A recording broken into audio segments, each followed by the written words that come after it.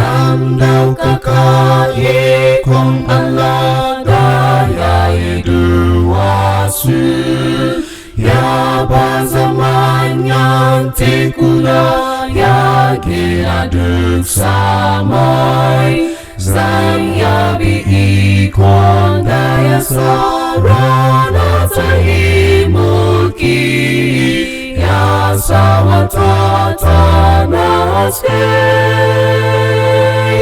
datau darindari. Sang yabi alherin Allah ya pamula benci, ya halici dukan abu, ya alberkah Yesus, ya Allah ina waya sangka ikan nerka, don kahalici dunia, daduk ikon samai.